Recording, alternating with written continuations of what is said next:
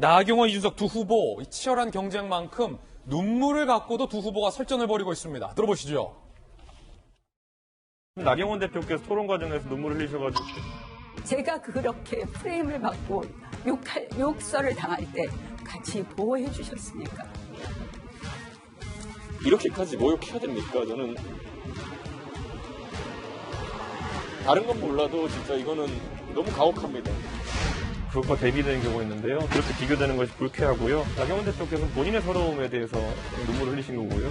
저는 천안함 희생자들과 그리고 또 유가족들 그리고 생존 장병들에게 국가가 이렇게까지 제대로 대접하지 못하느냐에 대해 가지고 항상 분개심을 느껴왔기 때문에 이 두 후보가 지금 얼마나 치열하고 또 날이 서 있냐면 상대가 흘린 눈물과 나의 눈물을 비교도 하지 말라라는 불편한 심경을 방송에서 이제 고스란히 말하는 상황입니다. 자, 이 후보의 불편함에 대해서 나 후보도 한마디 했습니다. 서로가 지금 이제 날선 말들을 주고받고 있고, 자, 나경원 후보가 이 세상 모든 눈물을 있는 그대로 받아들이는 자세가 우리 당에 필요하다. 그것이 통합이고 포용이다. 뒤집어 말하면 이준석 후보는 남의 눈물도 못 받아들인다. 통합도 못하고 포용도 못한다라는 의미로도 해석될 수 있습니다. 김수경 교수님께서는 이 눈물 신경전에 대해서는 어떻게 보이십니까? 두 후보 모두 공의.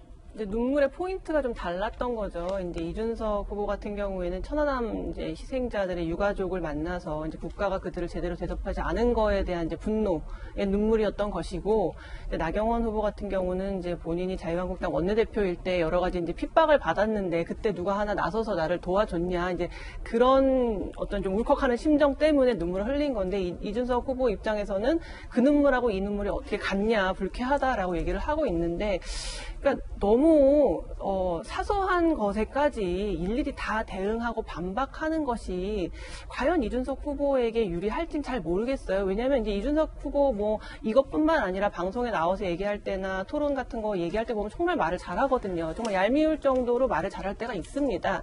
그런데 이제 그렇다고 해서 사람들이 정말 이준석 후보 말 잘하네? 그러니까 내가 지지해야지로 바로 이어지는 건 아니거든요. 그러니까 그 토론이나 논쟁에서는 이겨도 그 더 지지를 얻어내는 거에서는 실패할 수도 있다. 그러니까 전투에서는 이기지만 전쟁에서 질 수도 있다는 얘기가 있는 것처럼 좀 이준석 후보 물론 지금 경쟁하고 있는 유력한 두 후보다 보니까 아주 예민하게 날 서 있는 것만큼은 맞는 것 같지만 그렇게 사소한 것에까지 불쾌하다는 반응을 하는 게 과연 도움이 될까? 그 부분은 좀 의문입니다. 자, 그렇군요. 김수영 교수님의 이야기였습니다. 이준석, 나경원 이 두 후보가 서로를 향해서 굉장히 불편함, 날선 반응, 지난 토론회 과정 줄곧 보여왔습니다. 주요 토론회 장면 다시 한번 살펴보겠습니다.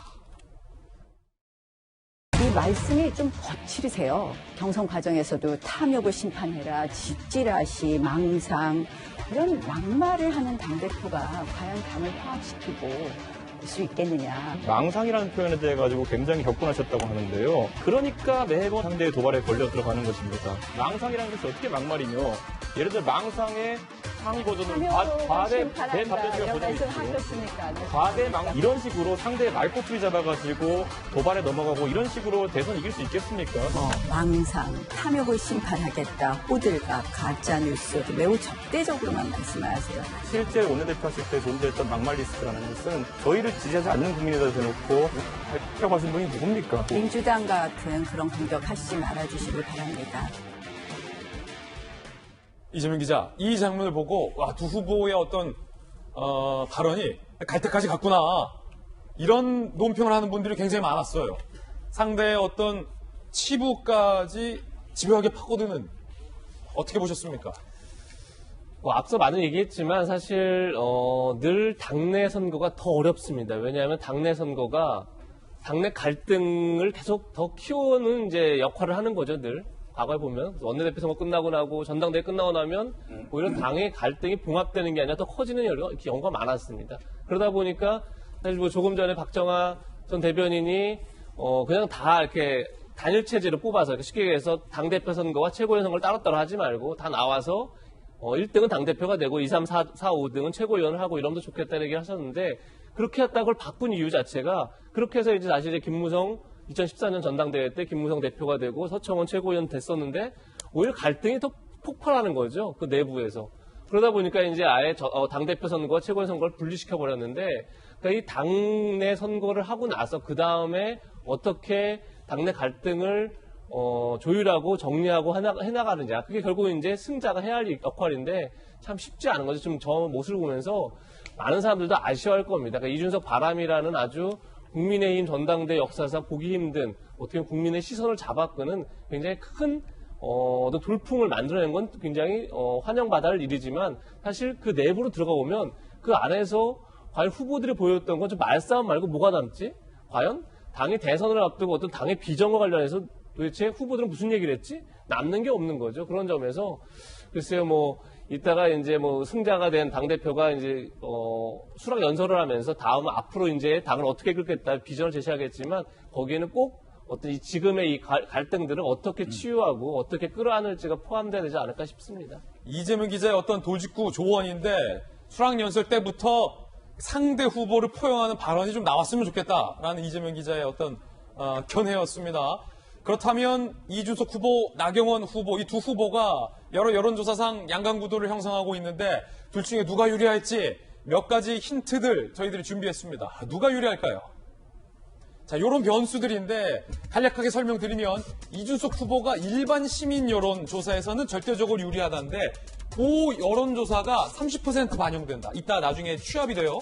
현재 지금 취합 중인데 그 일반 여론조사는 이 후보가 유리한데 30%밖에 반영이 안 된다. 핵심 변수는 당원들의 투표가 70%나 반영이 되는데 나경원 주호영 기반 및 대규모 선거인단 배정된 수도권 29.6%, TK 30%의 당심이 관건이다라는 겁니다. 요것과 관련돼서 자, 요 화면 보고 김영주 의원님 네. 자세히 좀 설명 좀 해주시죠. 수도권이 당원의 29.6, TK가 30%. 그러니까 국민의힘의 당원, 즉 수도권에 사는 당원과 TK에 사는 당원이 누구를 찍느냐에 따라 당대표의 얼굴이 달라질 수 있다. 쉽게 네. 말해서. 사실 그런 면에서는 이준석 후보가 결코 불리하지 않죠. 왜냐하면 수도권에서 출마한 적이 있고 그렇죠. 또 자기 지지 기반이 말하면 TK하고도 거리가 멀지 않다. 아, 두 후보 모두 다 이제 지역구가 수도권이네요. 네네. 이제 그런 측면들이 있습니다. 그리고 또 하나 우리가 눈여겨볼 것이 실제로 1차 때 당원 투표에서의 1, 2간의 차이가 거의 없었다는 점 눈여겨볼 필요가 있습니다.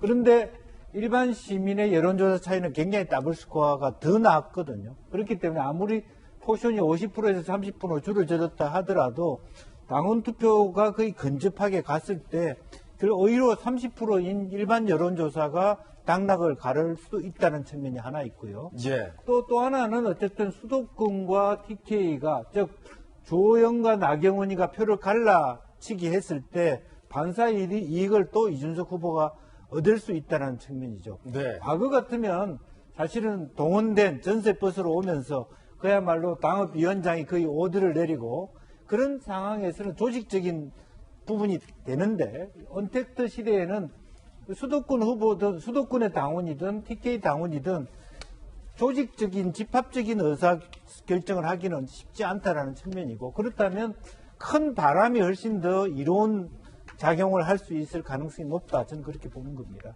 잠시 후에 이제 국민의힘 전당대회가 시작이 되고요. 발표도 곧 공개가 되는데 그 결과 발표를 위해서 저희 오늘 김진애 돌직구쇼가 연장전 편성을 연장했습니다. 넉넉하게 방송 시간 준비해놨고요. 우리 김영주, 박정아, 이재명 기자, 출연진들도 다 집에 일찍 가지 마시고 저와 함께 끝까지 연장전 참여를 해 주실 겁니다.